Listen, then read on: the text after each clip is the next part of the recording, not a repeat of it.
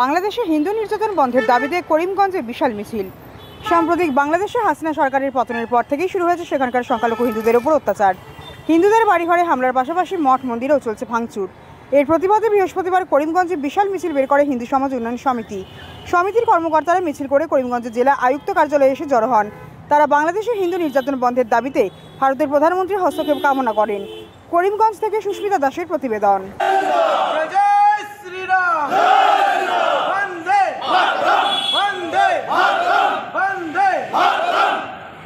ছাত্র আন্দোলনের নামে নিরীহ মা বোনদেরকে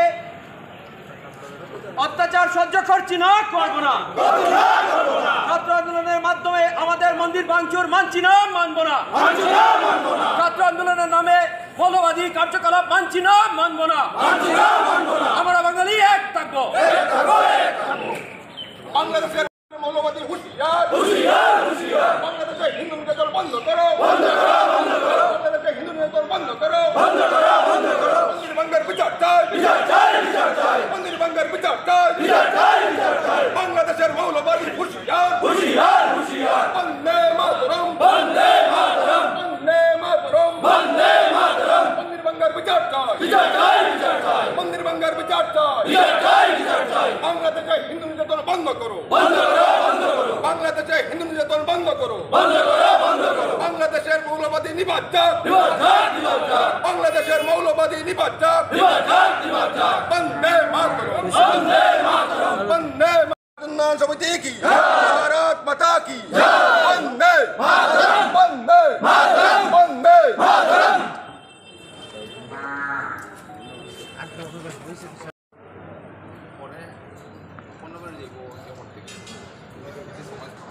আমরা হিন্দু সমাজ উন্নয়ন সমিতি পশ্চিম করিমগঞ্জের পক্ষ থেকে আজকে এই জেলা আয়ুক্ত কার্যালয়ে উপস্থিত হয়েছি। আপনারা সবাই জানেন আমাদের পার্শ্ববর্তী দেশ বাংলাদেশে কিভাবে একটা আন্দোলনের নামে আমাদের হিন্দু ভাই বোনদের উপর অত্যাচার হচ্ছে। প্রতিদিন বিভিন্ন মঠ মন্দির ধ্বংস করা হচ্ছে। আর আমরা এই ভারতবর্ষের বুক থেকে, ভারতবর্ষ থেকে আমাদের পার্শ্ববর্তী দেশে এই অপকর্ম দেখে আমরা ঘরে বসে থাকতে পারি না। তাই আমরা আজকে করিমগঞ্জের জেলা আয়ুক্তের মাধ্যমে আমাদের ভারতবর্ষের প্রধানমন্ত্রীর উদ্দেশ্যে একটা স্মারকলিপি দিতে এখানে আমরা উপস্থিত হয়েছি।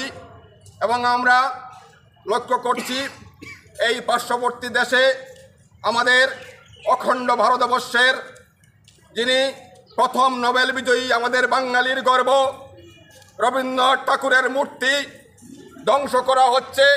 সেই সঙ্গে রোজ অসংখ্য মন্দির মঠ ধ্বংস করা হচ্ছে। হিন্দু মা বোনের ইজ্জত লুণ্ঠিত করা হচ্ছে। আমরা এসবের প্রতিবাদ জানাতে এসেছি। আমরা এই কথা আজকের এই প্রতিবাদী কার্যসূচির মাধ্যমে বলে রাখতে চাই, শুধুমাত্র মেমোরেন্ডামের মাধ্যমে আমাদের এই কার্যসূচি স্থগিত হবে না। যদি এসব বন্ধ না হয়, আগামী দিনে বৃহত্তর কিছু করার জন্য আমরা তৈরি আছি। বন্ধুগণ, আপনারা আমাদের সঙ্গে আছেন তো? আমরা তার প্রতিশোধ নেওয়ার জন্য তৈরি আছি। আমাদের রবীন্দ্রনাথ ঠাকুর বলেছিলেন, 7 কোটি সন্তানের হে মুগ্ধ জননী, রেখেছ বাঙালি করে মানুষ করনি। রবীন্দ্রনাথ ঠাকুর অনেক আগে বুঝতে পেরেছিলেন এই কথা। আজকে রবীন্দ্রনাথ ঠাকুর, যিনি বাংলাদেশের জাতীয় সঙ্গীত রচনা করেছিলেন, আজকে সেই রবীন্দ্রনাথ ঠাকুরকে এখানে অপমানিত করা হচ্ছে। রবীন্দ্রনাথের মূর্তি ভাঙা হচ্ছে। তারাও বাঙালি, আমরা বাঙালি, কিন্তু আজকে লজ্জা হচ্ছে যে আমরা বাঙালি বলতে। আমাদের বাঙালি ভাইয়েরা এখানে কি করছে? রবীন্দ্রনাথ ঠাকুরের মতো বিশ্ববরেণ্য মনীষীর মূর্তি ভাঙছে। আমরা তার প্রতিবাদ করার জন্য এখানে এসেছি। আমি আবারও বলছি, এই প্রতিবাদ শুধুমাত্র মেমোরেন্ডামের মধ্যে সীমাবদ্ধ থাকবে না। এই প্রতিবাদ অন্য রূপ নেবে যদি এটা বন্ধ না হয়। আমরা আজকে জেলা আয়ুক্তের মাধ্যমে আমাদের ভারতবর্ষের মাননীয় প্রধানমন্ত্রীর উদ্দেশ্যে স্মারকলিপি দেব এবং আমাদের বিশ্বাস ভারত সরকার যথাযথ ব্যবস্থা নেবে যাতে আমাদের পার্শ্ববর্তী দেশ বাংলাদেশে কোনো মা বোনের ইজ্জত লুণ্ঠিত না হয়। আর আজকের পর থেকে যাতে কোনো মন্দির এখানে ধ্বংস না হয়, আজকের পর থেকে যেখানে এখানে বিভিন্ন মঠ মন্দির ধ্বংস না হয়।